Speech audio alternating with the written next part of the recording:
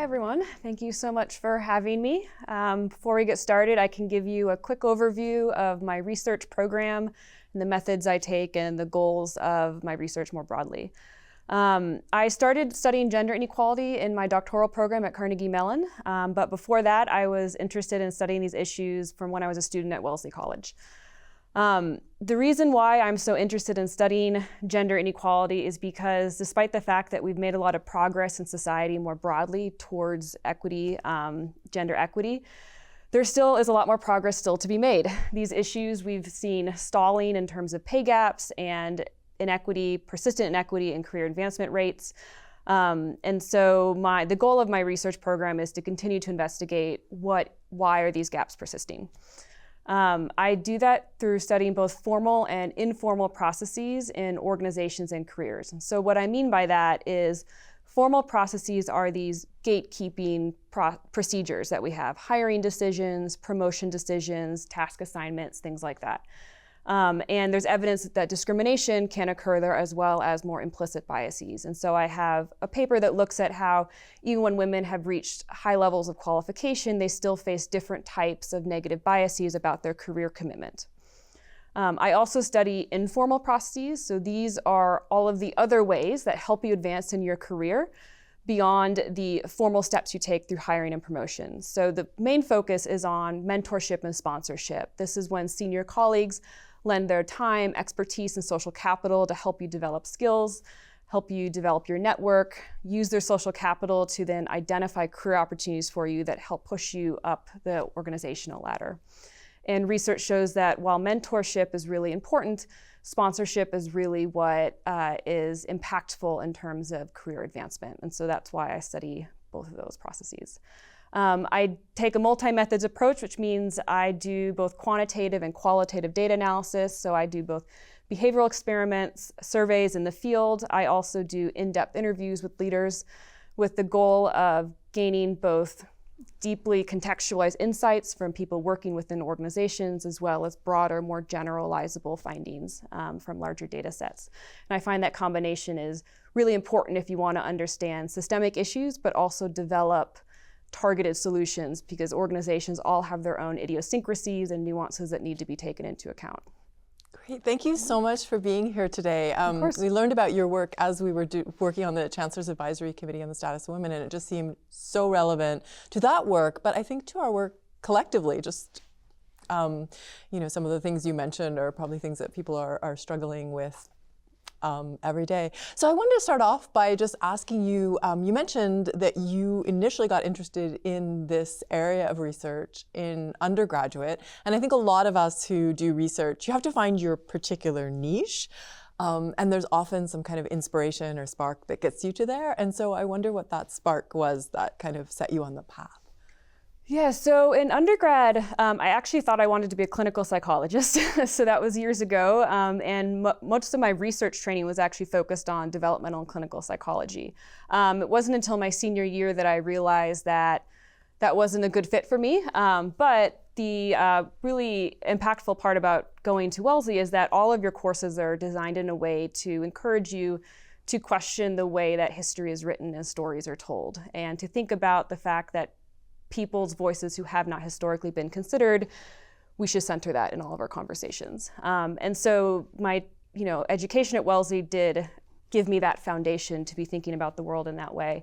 But my senior year in college, I decided I didn't want to pursue clinical training, and so I ended up going to work in market research. This gets to your question. And that firm, it was a great experience. It allowed me to develop applications to my research abilities that I didn't realize you could apply. It told me about the field of organizational behavior, which I didn't know was a field until then. But the one instance that always sparked my interest in gender inequality was I had this fantastic mentor and sponsor at the firm. She never hesitated to bring me to meetings to allow me to shadow, gain additional experience. And so she provided both mentorship and sponsorship. And so I've had a really great role model of how impactful receiving career support from a senior female leader can look like. But the one instance that always sticks out in my mind is I remember in one meeting, she brought the coffee to the meeting. And that was something pretty common that most people do. But I noticed it happened more than once, and this was despite us having a receptionist whose job was to do the catering for the meetings. And so I asked her why, and I remember her saying, oh, someone asked me to bring it, so I just thought I would agree to it. And at the time, I remember thinking, I guess that's fine. But something never quite sat well with me about it. I didn't understand why one of the few women in the room was the one bringing the coffee to the meetings.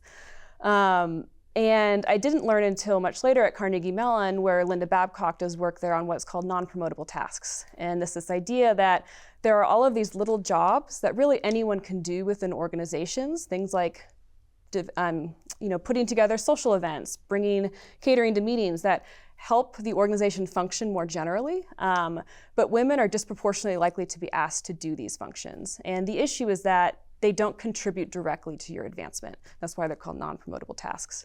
And so at the time, I didn't know what that word was, but it was that observation that sparked my interest in studying what gender inequality looks like today, because we've made a lot of progress from, say, the experiences of my mom when she worked in finance and consulting, 20, 30 years ago.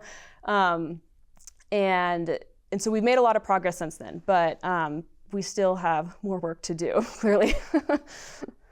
It's cool that a female mentor was somebody who really sparked your path. Yes, she was a fantastic example of how to be a good sponsor. Yeah, I had the same experience. I was originally intending to do something else in college, but then I had this amazing chemistry professor, female chemistry professor, who just wowed me and also became a mentor and a sponsor. That's a distinction. I think that's really helpful, actually. And yeah, I think that's really important looking back, how important, and sometimes it's just a small thing that really can set you on. Yes, and it's actually particularly impactful in STEM fields, like you mentioned chemistry. Yes. There's lots of research coming out that shows when fields are stereotypically male-dominated, having a sponsor, a highly tenured female sponsor and mentor can be really impactful for junior women's advancement. Yeah, that's really cool. So thinking about some of the things you said, we were talking a little bit about historical perspective, right? Because these are longstanding issues. And so I'd like to hear a little more from you about women in the workplace today, gender in the workplace today, and maybe also how it intersects with some other identities or even age or other factors. Yeah, so in terms of what is different now is that we still deal with a lot of systemic inequalities. I would see one main difference in comparing, I think, 30, 40, 50 years ago is that overt discrimination is less socially acceptable, which is great progress. I'm glad we've gotten there. And so because of that, the traditional things we think of when we hear gender discrimination, we don't see that as much anymore. But it doesn't mean it's not there. It just has changed form. And there are still some very persistent stereotypes and inequalities that pervade, like assumptions about career commitment. So the motherhood penalty is a well-documented barrier that women face. It's rooted in this idea that, particularly in America, we have a stereotype that the ideal employee, the ideal worker, is one who's committed to their work above everything else. However, women are still stereotyped to be the primary caregiver in families, regardless of whether that's true or not. And because of that, people are less likely to see women as the ideal worker, and this leads to discrimination, hiring, and promotion decisions. And so there are still those, I would call old school discrimination. I mean, the idea that women are still only the primary caregiver is a fairly dated bias, but it still very much impacts women in today's workplace. What you see more of now is a lot of organizations have taken steps to try to make advancements. We see a lot of anti-bias training, a lot of policies that try to obscure the gender of applicants and all of these things. Very mixed evidence as to whether they're actually effective or not. In fact, anti-bias training, the research shows, can lead to backlash, particularly racial anti-bias training. And part of the reason is we haven't really addressed the underlying issues, and that's going to continue to be a problem in terms of designing effective policies.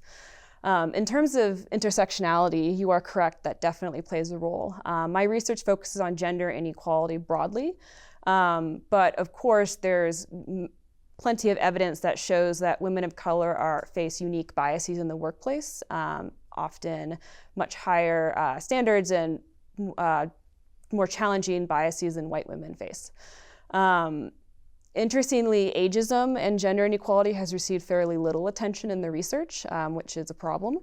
But of the work that I've seen, it shows that older women do face a unique combination of biases to reflect the fact that they're no longer seen as the primary caregiver, and society does not know what to do with them quite in the workplace, and so they experience biases as a result. But that is a pretty emerging area of research, which is surprising considering it's 2023.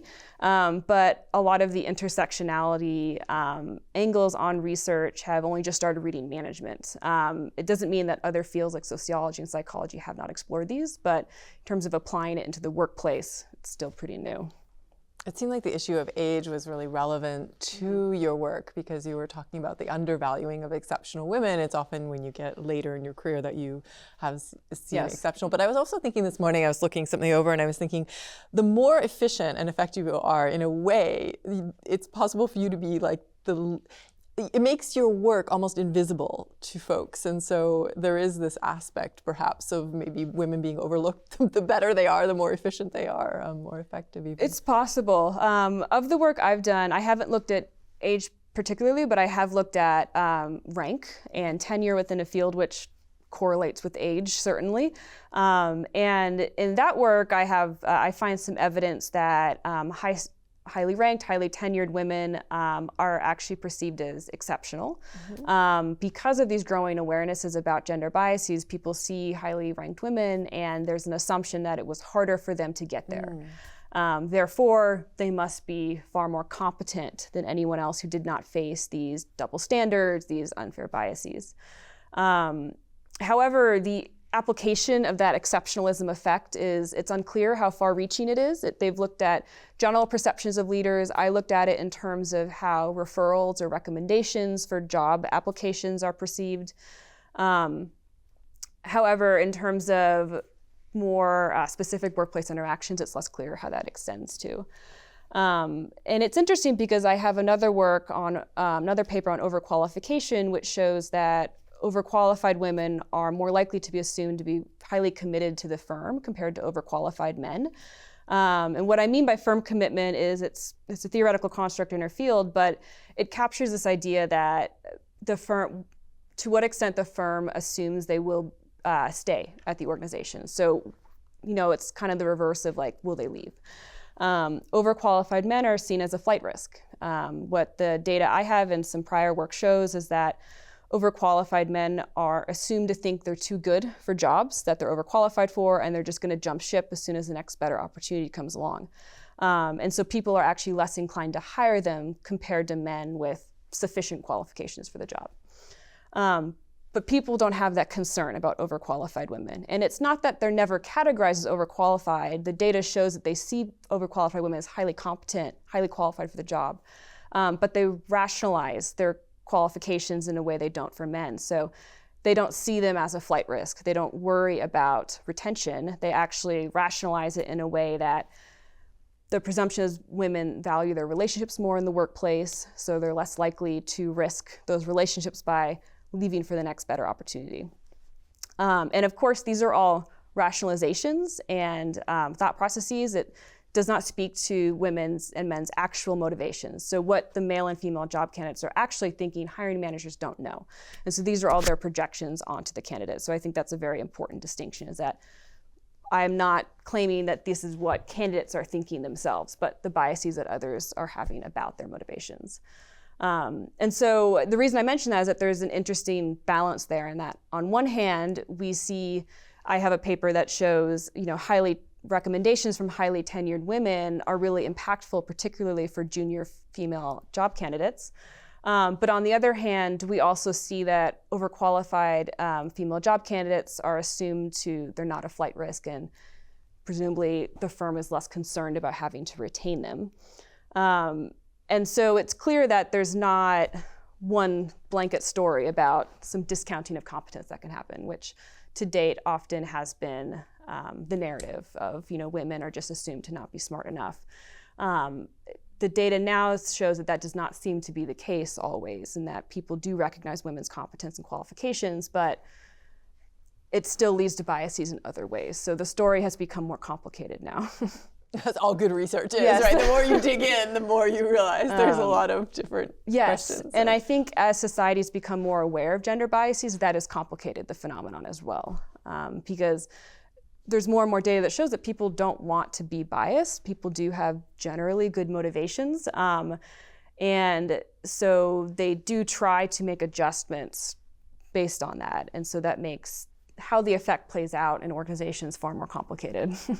Does it also make it hard because people say the thing that they feel that they should say as opposed to saying the thing Yes. when you're doing research? Yeah. Yes, that is a common problem for people studying all forms of discrimination. So I was talking to a colleague who studies racial discrimination in hiring decisions, and he's faced a similar issue where he did what's called an audit study, which means he created resumes, and then you actually send them out to organizations and then record response rates on the resumes. So it's a real behavioral test in that way, as opposed to an experimental study where you would get a sense of hiring intentions, but it's not actually a real callback rate, right? Because it's all done within the lab. And he consistently found these biases in the actual audit study application data, but then was struggling to replicate it within the lab data. And that speaks to a broader issue that we often encounter, that people change their responses if they think you're studying bias because they don't want to be seen as biased, which makes sense. The problem is that if they're still making biased decisions, because these often happen below people's levels of awareness, we're not able to gain a full picture of it based on the data we're collecting. So techniques have emerged to try to get around that, but it's a problem. Sounds like there are so many different things to study in this area, which is really exciting. But I wonder if you could say either sort of a burning question you're working on, or you really want to work on something you really want to get to the bottom of, like a direction that your research you'd like it to take. Yeah, so I have two, working projects that I have right now that I'm really excited about. One is just starting and the other is a little bit more developed, but the just starting one that is building off of this prior work I mentioned about gendered assumptions about firm commitment and retention. I'm working with some colleagues at the University of Virginia, and we want to examine the assumptions that organizations make about how they should go about retaining exceptional women. Specifically about whether the assumptions about what exceptional women want in retention packages is actually the same as what they actually want. And whether there are any evidence of biases in terms of what types of retention packages are offered. Interestingly, retention packages specifically are challenging to study because they're so idiosyncratic to organizations and to certain fields. And so there isn't great data on what these timelines look like, what are common things. We assume pay, bonuses, vacation days perhaps, but there's no consistent paper that comes out that says this is the most common formula, I guess, for a retention package. And there's a little bit of work showing that women may be less likely to get equity in these packages, but it's only one paper actually. And so we wanted to build on that and try to understand a bit more about what's going on there, because the packages that people put together are based on what they think they need to give a candidate to keep them working at the organization, right? So it speaks to what they believe that candidate values. And so we're interested in understanding what are the differences or gaps between what women actually value and what organizations think they value. So that's one paper. I have another one that's actually purely qualitative field data. I did interviews with leaders in a consulting firm about their experiences providing mentorship and sponsorship. And I'm analyzing the data to develop a theory for how this organizational culture, which is highly competitive, anyone who's worked in consulting knows this. It's a very, very competitive field, and the organizational structure is often very competitive because it's project by project employment. Getting on the right project is really impactful for your career advancement. And so I was interested in how these leaders make decisions about advocating for talented junior employees that they see within the organization. And I find some evidence that the highly competitive culture makes an impact, specifically that even among the organization's claims that it values equity and inclusion, it encourages explicitly leaders to provide mentorship and sponsorship. They actually use that terminology, which more and more organizations are using. But they never change the incentive structure. So junior employees and leaders are always incentivized based on performance. The leaders themselves on the performance of their projects that they're leading.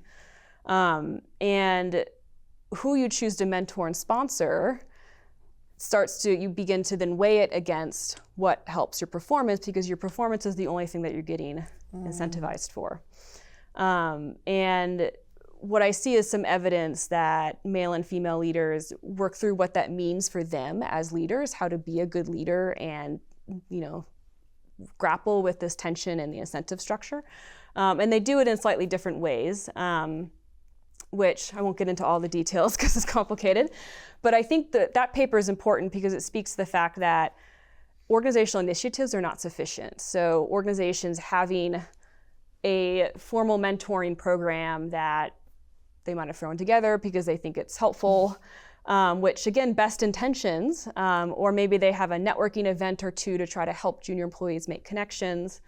That doesn't overweigh the issues with incentive structures. If we're never actually incentivizing leaders to provide this type of support, you begin to question whether we're actually going to get them to do it. And that speaks to broader issues that have been talked about in the mentorship and sponsorship literature. Researchers have noticed there's a lot of focus on the impact of these support on junior men and women, which is of course important and gives us a lot of information. But there isn't a lot of consensus on how to get male and female leaders to provide this type of support, which is half the equation. And so that's one of the focus that I take when I study career support, is focusing on the male and female leaders themselves. But those are two projects that I'm working on. It sounds like it'll really keep you busy, actually. Yes. Yes. So you've talked a little bit about mentorship and sponsorship, and I'm really curious because I think that, at a university we have a lot of opportunities to mentor folks who might have opportunity to mentor students, mentor colleagues. There's a lot of different opportunities for both men and women to mentor colleagues. And yet everyone's different, right? I mean, some differences might be race or ethnicity, but also personality differences. And so I'm wondering, for those who really want to be good mentors, but aren't necessarily sure how to go about it, are there anything either from your work or from things that you've read that could help people really in thinking about how to go about being a good mentor?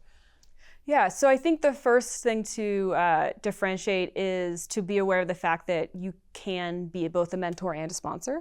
So when people are looking for career support, you can find a mentor and a sponsor who are two different people. You can also find someone who can provide both types of support. And so as leaders, I think it's important for us to recognize that we can also provide both types of support if we see that opportunity. Work on mentorship speaks a lot to the fact that it's not just skills development, but it's also social support within the workplace. And that has a large documented impact on people's sense of self-worth within their organizations, their confidence at work. And so I would say as mentors, I'd encourage you to focus on skills development, but also focus on the psychological well-being of the people that you are working with. I think often in organizations there's a focus on performance, which I understand, but employees are people too, and so focusing on their psychological well-being is important. And I think that relates to the fact that you should also always keep an eye out for sponsorship opportunities. Of course, these are more challenging to secure. You have to lobby your reputation, your social capital, to tap your network to try to find these opportunities and secure them for junior employees, which can feel a bit riskier as leaders. But the research shows it's so important for junior employees' advancement, and it's particularly important for junior women. Like I said, that paper I talked about before, highly tenured women, when they provided recommendations for junior female job candidates, they were the most likely to get hired after that, compared to all other gender combinations of recommenders and job candidates. And so even though sponsorship can be harder, I would encourage leaders to always be on eye out for opportunities for junior employees. And then finally, I would encourage people to not make assumptions about what junior employees or students want.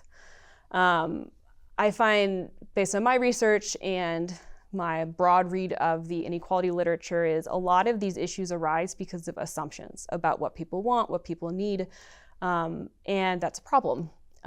It's in my opinion, a better approach to talk to junior employees and students about what their goals are, what they want to achieve.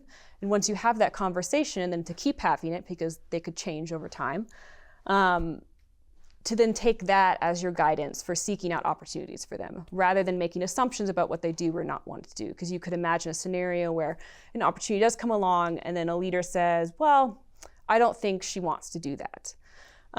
There was actually a leader in the consulting firm that I interviewed that I mentioned earlier. She said that she would sit in on these promotion meetings, and they have a partner track a lot like the tenure track. A lot of consulting firms have this. And she disclosed to me that in this meeting, she was talking about a junior female colleague that she had been working with that she wanted to put on the fast track for promotion. And then one of her male colleagues said, oh, she didn't say anything about that. I assumed she didn't want to do that. And the woman I was interviewing said, it was strange to me, the assumption that a woman wouldn't want to advance in the workplace. It is strange. It's a strange assumption. And I don't think that male colleague meant anything by it. That being said, I do not know who this person is. But my experience has been that often these assumptions are not done with malice.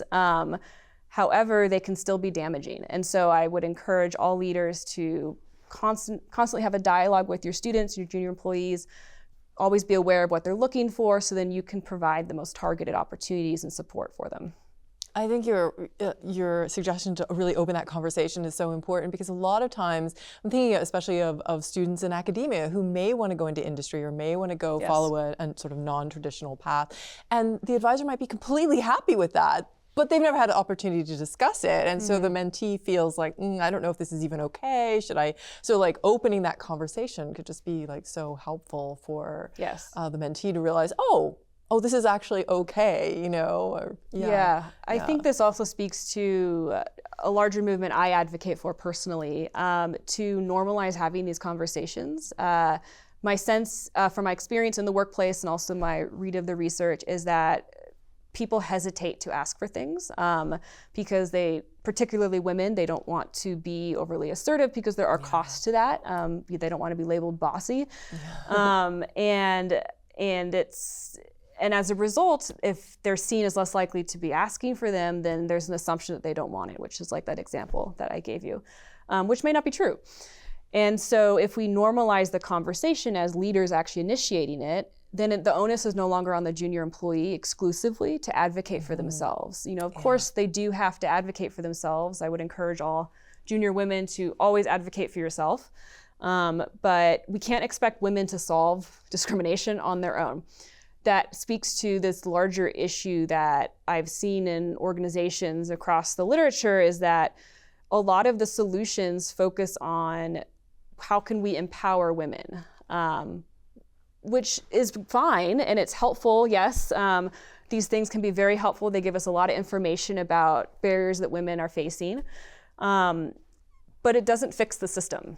We need to develop systemic solutions. And so when I say start that conversation, it's actually speaking to a broader process of let's normalize open conversations between leaders and junior employees. Let's normalize conversations about what you want out of a mentorship relationship, what you want out of a sponsorship relationship, rather than it feeling weird to ask about it. I fully recognize to all of those watching that it may feel weird for you to do this. The only advice I can give is to be as genuine and authentic to yourself as possible. And there is research that shows actually that when you ask people for advice, they like you more because they think you're more competent. So let that take you as you will. But yes, so that's why I also try to maintain the focus on what leaders can do to try to fix that system. I think you've touched on this a little bit, but I wanted to come straight out and ask about misconceptions about gender in the workplace, and if there are any things that you've come across either in your studies or things that you've read that that you'd like to maybe debunk or talk about. Oh, that's interesting. I think the one that I do not face this as much among researchers. However, when I speak about these issues more broadly, interestingly, the one that I face that I continue to be surprised by is this assumption that sexism isn't a problem anymore. In that it's, this isn't Mad Men anymore. We treat women better than that, and is the expectation I think people have. And this gets back to what we talked about earlier about how it's still there, it looks different. And so because it's changed form and it's more implicit and less explicit, what the reactions I've gotten is that it's not a problem anymore, which really surprises me, because you talk to any woman in the workplace and I guarantee you either they themselves or someone they know has faced an issue. And that's, not even including sexual harassment, which is a whole different field of problems. And so that's the biggest one that I'm surprised by. I would theorize that part of the issue is that we're now more aware of these biases, which is great. And because we've had these broader discussions about it, like Me Too, that can lead people to feel like, well, it was talked about, so now it's fixed. Or my organization introduced a policy, so now it's fixed. Unfortunately, the problem is not solved that easily. And so I would encourage people, if they encounter anyone who is of that belief, to try to dissuade them of that, because the concern is that if they think it's done, efforts to fix it will become less urgent. And so that's the one that I've faced. I think the other one is that unconscious bias training works. It doesn't, not consistently. The research shows that, yes, we have unconscious biases, but the trainings that exist very rarely address them in a consistent way. As I mentioned before, they can actually often lead to backlash, where people have greater unconscious biases than before they took the training. And there's many complicated reasons as to why that backlash happens. And there's research out there. Alexandra Kalev is a great researcher in this area and Frank Dobbin, who's looking at how to design effective diversity and equity trainings. But it gets back to this idea that you have to develop a systemic solution, and an unconscious bias training is cheap and easy for organizations to implement.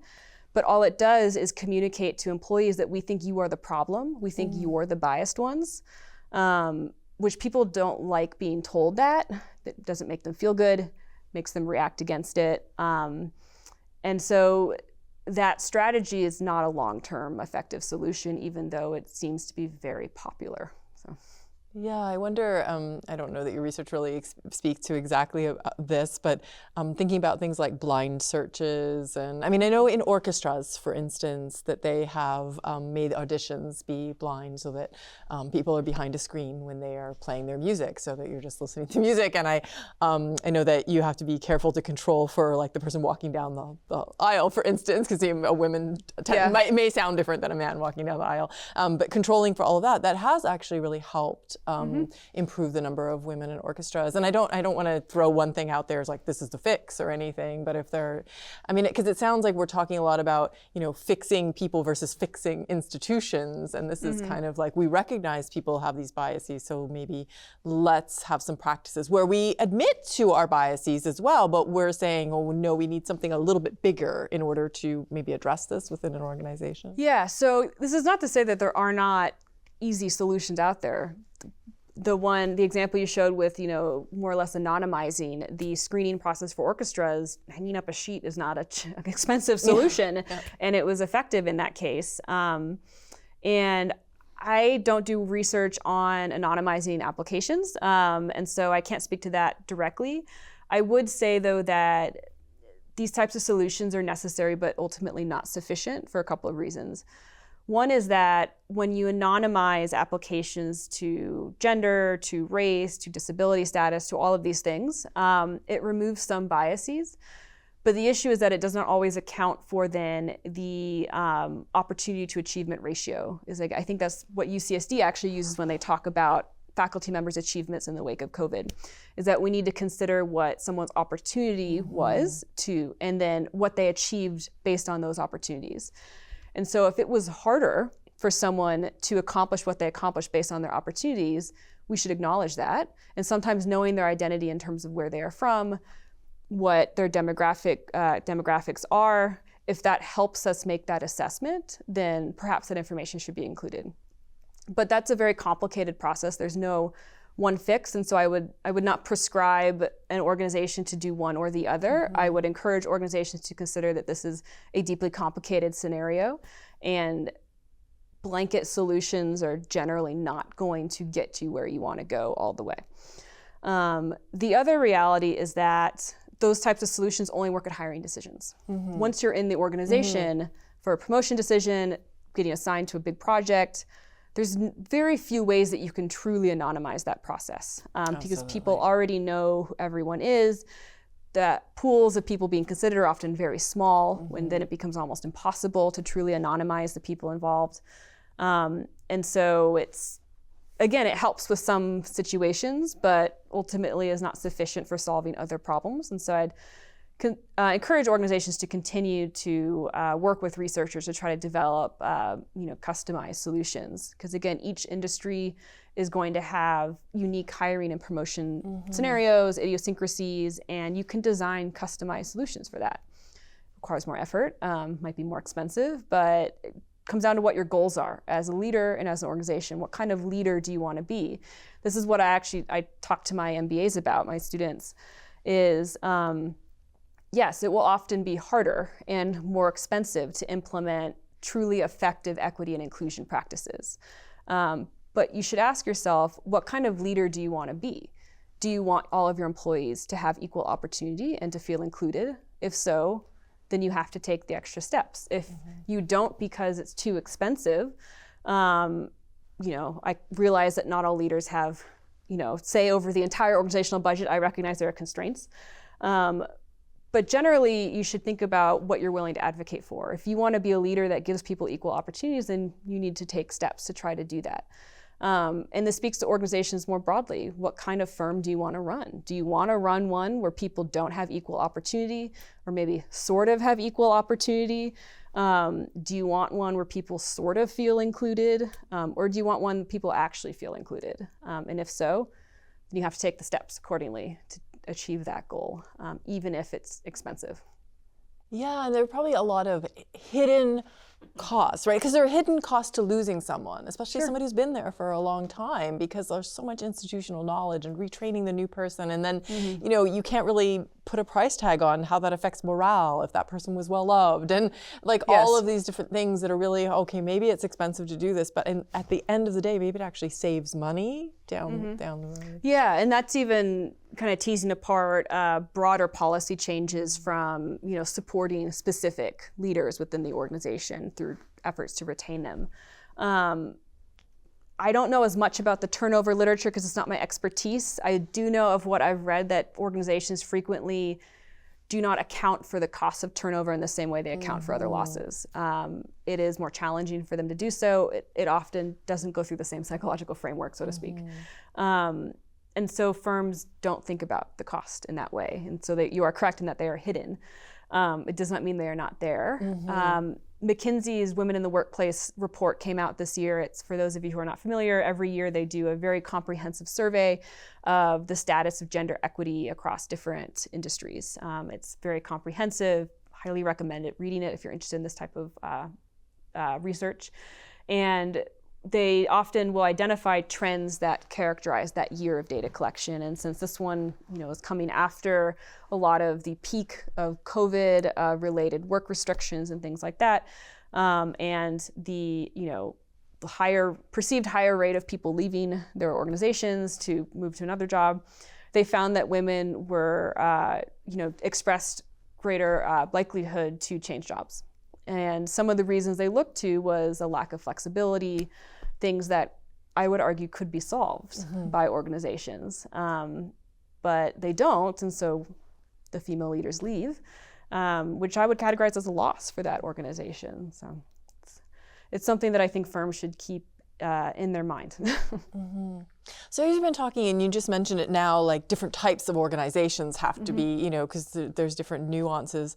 The university is the university academia in general, not ours per se, but in general, the university is a very interesting place, right? Because we have these very different types of individuals. We have undergraduate students and graduate students, and we have postdoctoral scholars and, faculty at all, on all levels, and then a whole bunch of staff. And so I don't know if it's possible to generalize for the university, but are there particular things for the university that comes out of your work or things that you've read that I don't know, recommendations or maybe oddities that we should be thinking about and those sorts of things?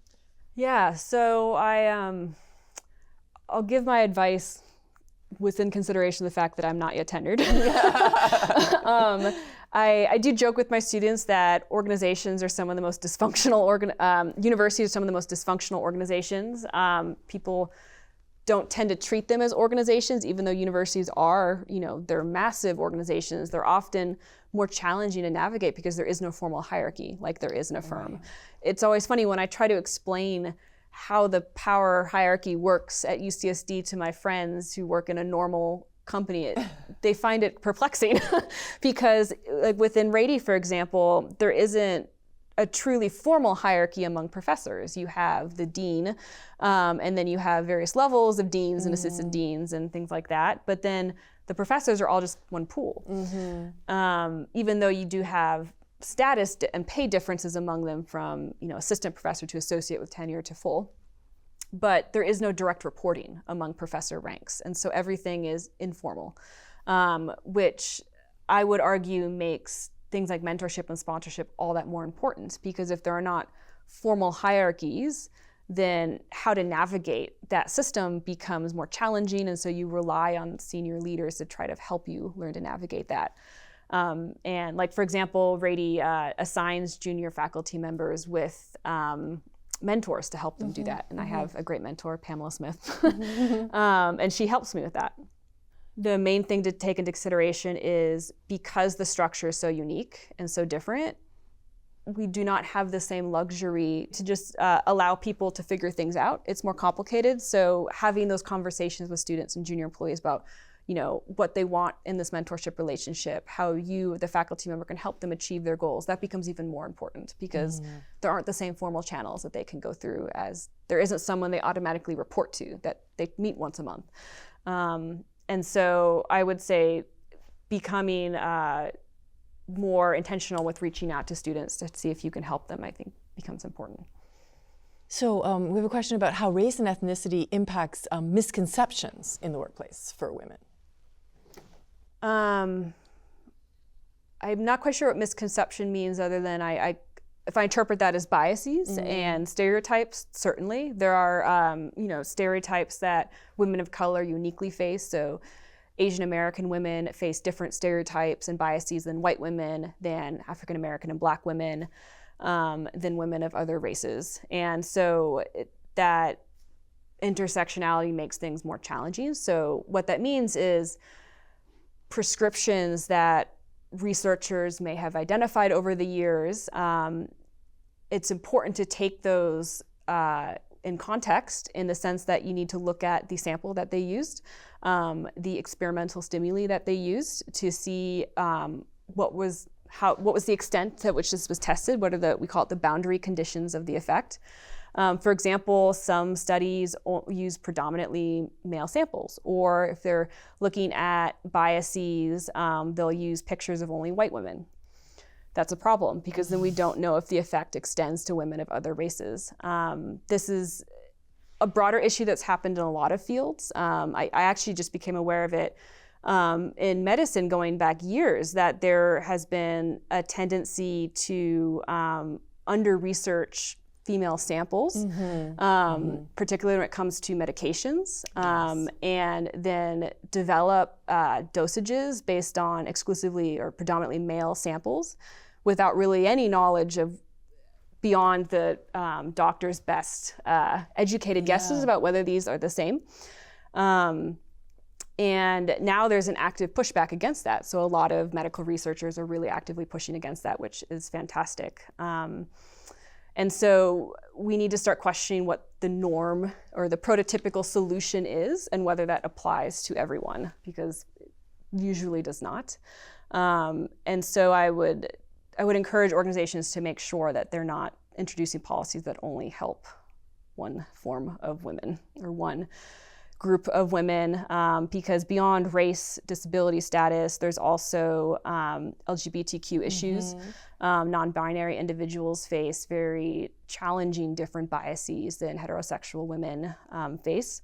There could be barriers that your colleagues or your junior employees are facing that you're not even aware of because perhaps you come from a different set of lived experiences. And so not making those assumptions becomes really important to making sure you're giving people the best mentorship and sponsorship that you can and that they need.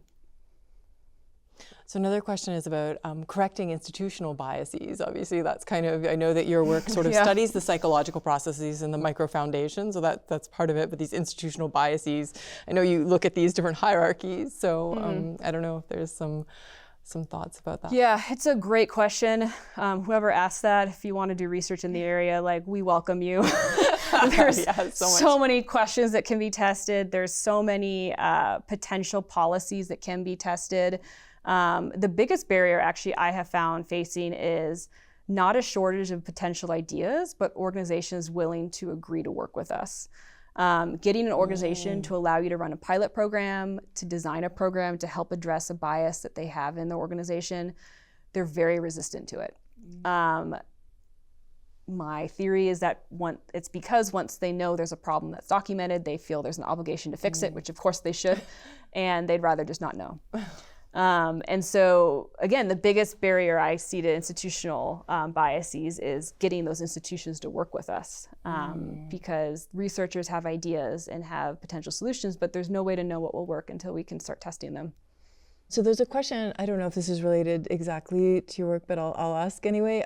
Your opinion of the implicit bias test developed at Harvard, do you think it's a good prerequisite for an individual before taking the implicit bias training? We've already discussed sort of some of the issues with implicit bias itself. Does the test help? Yes, so I am familiar with the test. I would encourage anyone who's interested in looking at the psychometric, properties of the test, meaning, what it's composed of, like what it is actually testing, to look into it. The IAT, what it does is test the speed of associations you have between certain words, certain ideas and pictures, and then the idea that like faster or slower associations can indicate bias, based on my understanding. I'm not an expert in the test, so it's likely more nuanced than that. I would argue that can give you some information, with the caveat that that's a pretty narrow way to test unconscious bias. And so if you define unconscious bias as speed of associations between two ideas or two words, or a picture of someone and a word, sure, it can be helpful for that. The problem with the IAT that I see is that it's become used as a tool to diagnose biases, which I do not think that's what the researchers originally intended it for. I think it's a way to gather information, and perhaps if it helps people acknowledge the fact that we all have implicit biases, that could be educational, because it's true, we all have them. I define the important thing, I think, is that we do something about it. So it's the choices that you make to try to account for or disrupt the impact of unconscious biases on your decisions. So in terms of helping people be more aware of that reality and accepting their own unconscious biases, perhaps it's helpful. I do become concerned of organizations using it as a way to screen people. So somehow you're put in a category of your implicit bias test is, above this score, so therefore you don't have to take the training. That would really, that's what I don't know if that happens. I'm just theorizing that's possible that would happen. I do not think that is the intention of the test, nor would it be a productive use of it. The equity and inclusion trainings, as if they're effectively designed, should be inclusive to everyone. Everyone should be involved. Everyone should have a say. The idea that you could somehow test out of it really defeats the whole idea of inclusion, in my opinion. That's my personal opinion. Again, anyone watching, I'm not coming after IATs. I just do think there are limitations to what it tells us, and so we should be careful about how we apply what it tells us. Yeah, I think that's a really good point, because there's a lot of psychological tests that they were originally intended for one purpose, and they've been used they're being used in a very, very different way. So I think it's always important to keep that in mind. Yes. What was the original purpose? Yeah, we see that with even general IQ tests and things like that. They were designed for one purpose, and then now they're being applied for different things, and we need to keep in mind of what a test was originally designed for, what its purpose was, so then we can interpret the information it's telling us accordingly. So somebody asked a question. I was thinking about this when you were talking about institutions not wanting to participate. And so I was wondering, somebody just asked a question about whether our institution has approached you at all to do any research related to EDI and some of the best practices and that sort of thing. It's basically to be a place to be studied. No? No. Well, maybe they will after watching this broadcast. Well, so I think the important difference is UCSD has definitely expressed a commitment to these issues. That's true. The fact that we have several committees that focus on this, and there's even, I've spoken to Victor at the Faculty Equity, he's the EVC of Faculty Equity, and so there are several committees and people in certain positions to make sure that equity and inclusion and their best efforts happen. Does not mean it always does happen. I do not think, UCSD hasn't given me any data, if that's what they're asking. There are rules about that, that whether they would or would not be allowed to release any data to me. But I would always be open to institutions wanting to try to design pilot programs, to implement new policy changes. All of that I would always be open to. Sounds like a good place for maybe students to get involved with research, at least testing small questions, that sort of thing. What are your thoughts on term limits and more frequent turnover in leadership in institutions? And I guess they're asking about like department chairs and things like that, but I guess maybe in general about just whether or not leadership turnovers are helpful, not helpful, or are there any generalizations? That's a broad question. When I said department chair turnover, they do have limits, I believe. This varies a lot by school and discipline. Yes. So my experience from Rady will likely be different than someone from a different department. I'm not quite sure how it works in STEM fields, things like that. I think department chairs, the issue with that is they're often very heavily saddled. My perception anyway, I've never served in that position, so my perception is that they're often very heavily saddled with a lot of guidelines that they have to follow, service requirements, and it turns more into herding cats than I think probably what most people in department chair positions would actually like to do with their time. And of course, herding cats is important. We need to get them all somewhere. And faculty members can be difficult to herd. But I do sometimes wish that there was more impact that they could have, and that I think most of them really want to, if they were given the time and the resources available to them. And so because of the amount of time and service that's required of them, I think turnover is necessary because people can burn out really quickly. We're having turnover at our department, or our dean of faculty level, which is like our department chair at Rady, because people, they just can't hold that term for very long because it's very high amount of time commitment.